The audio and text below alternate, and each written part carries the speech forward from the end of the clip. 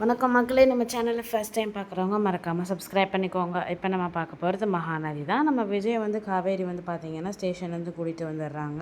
கூட்டிகிட்டு வந்ததுக்கப்புறம் நம்ம வெளியில் ரொம்ப கேள்வியாக கேட்டுட்ருக்காங்க. விஜய் அப்போ நீ இன்னைக்கு கல்யாணம் பண்ணிக்க மாட்டியா அப்படி இப்படின்ட்டுலாம் விஜய் அது எதுக்குமே பதில் சொல்லாமல் ரொம்ப மௌனமாக நிற்கிறாரு. நம்ம காவேரி தான் எல்லாத்துக்கும் பதில் சொல்லிகிட்ருக்காங்க. அவர் உன்னை உன் மேலே எவ்வளோ சாஃப்ட் கார்னர் வச்சுருந்தா தெரியுமா, ஆனால் நீ பண்ண விஷயத்தினால இப்போ மொத்தமும் போச்சு அப்படின்லாம் சொல்லுவாங்க. நம்ம வெளியில் அப்படியே என்ன சொல்கிறது அப்படின்னு தெரியாமல் அப்படியே சைலண்டாக நின்றுட்டே இருப்பாங்க. அப்புறமா அங்கேருந்து விஜயும் காவேரி தாத்தா அப்புறம் லாயர் எல்லாருமே கிளம்பிடுறாங்க.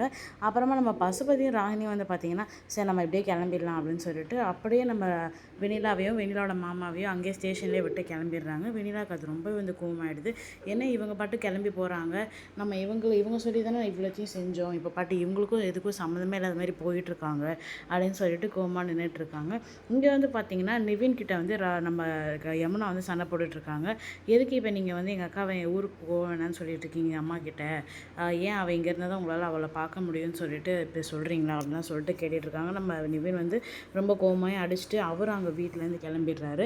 நம்ம சாரதா பார்த்திங்கன்னா காவேரி கால் பண்ணி எங்கே தான் இருக்கேன், நீ எப்போ தான் வருவேன் அப்படின்னு சொல்லிட்டு கேட்குறாங்க. இல்லைம்மா நான் வந்துடுறேன், கொஞ்சம் டைம் ஆகும் அப்படின்னு சொல்லிட்டு விஜய்கிட்ட பார்த்திங்கன்னா நம்ம எங்கேயாவது வெளில போகலாம், நான் இன்றைக்கி நைட் ஃபுல்லாக அவங்க கூட தான் இருக்க போகிறேன் அப்படின்னு சொல்லிட்டு இருக்காங்க. இங்கே நம்ம வெயில பார்த்திங்கன்னா ரொம்ப டிப்ரெஷனில் நின்றுட்டு இருந்தாங்க. அப்புறமா அவங்க வீட்டுக்கு வந்ததுக்கப்புறம் பார்த்திங்கன்னா நான் சாக போகிறேன் அப்படின்னு சொல்லிட்டு ரூம்குள்ளே போய்ட்டு கதவை சாத்திக்கிறாங்க. உடனே வெண்ணிலோட மாமாவுக்கு என்ன செய்கிறதுனே தெரியல. அவங்க உடனே திரும்பவும் பசுபதி கால் பண்ணுறாங்க. பசுபதி ஃபோனே எடுக்கல. விஜய்க்கே கால் பண்ணுறாங்க. விஜய் பார்த்திங்கன்னா இருந்தாலும் இதுக்கு நமக்கு பண்ணுறான் அப்படின்னு சொல்லிட்டு ஃபோன் எடுக்கவே இல்லை.